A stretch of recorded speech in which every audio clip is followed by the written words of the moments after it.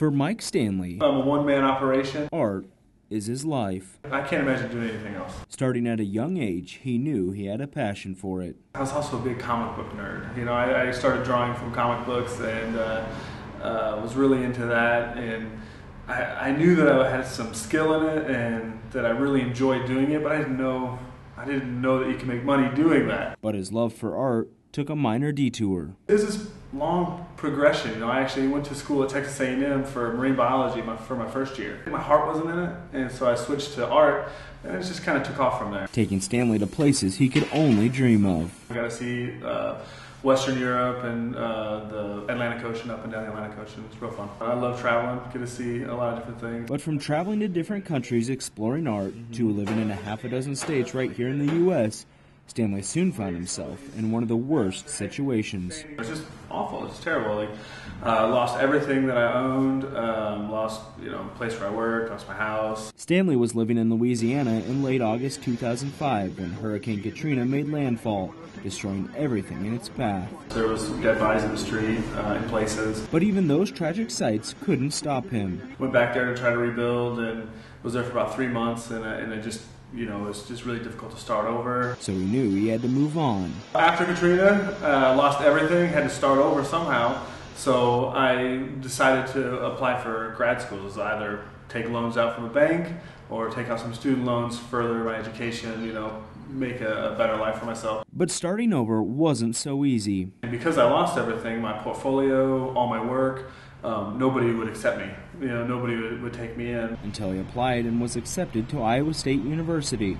Since that day, nearly 7 years ago, Stanley's come a long way. It was terrible, but it made me a stronger man. Stanley went from a graduate student at Iowa State to now a lecturer in the College of Design. When I moved here, I had nothing. I came with an old mattress and a bag of clothes. And now, so much stuff, I don't know what to do with it. So much stuff. This is Carbon 6 Studio. We have 2 rooms for a gallery. Like his 3,000 square foot art studio in downtown Ames. And that's just where his rebuilding story begins. A Polk County conservationist asked him to sculpt a piece for a brand new exhibit at Jester Park. Stanley named it Wapiti. It's the Native American word for elk. And after several visits to elk reserves to observe and draw sketches of them. At each place I probably did 30 sketches, really quick, and at times I'd do a really refined sketch. So I'd be there for an hour doing one sketch, or over the course of an hour I'd get 10 sketches done. Stanley spent months sculpting this life-size elk. Each antler took about 2 weeks to make. The body took about a month, anywhere between 150 and 200 different pattern pieces. The nearly 600-pound sculpture was unveiled during this ceremony at Jester Park in late May as part of the park's brand new Elk and Bison Plaza, which overlooks an up-close reserve with both bison and elk. We normally see these animals from 60, 70 yards away, and when you're actually able to get close like this, you can understand the scale of these animals and how strong and just the beauty of them. Dozens of people showed up to see the new sculpture as it was unveiled. When it got unveiled, listening to everybody ooh and ah, it was wonderful. I don't even know what to say. I'm kind of overwhelmed by the reaction right now. A day that he and other artists live for. Oh, absolutely, absolutely. I mean, I personally, I get nervous on days like this. Being in public. I'm more of the building kind of person, the doer. But these are just the cherry on top. It's just an intense feeling of pride.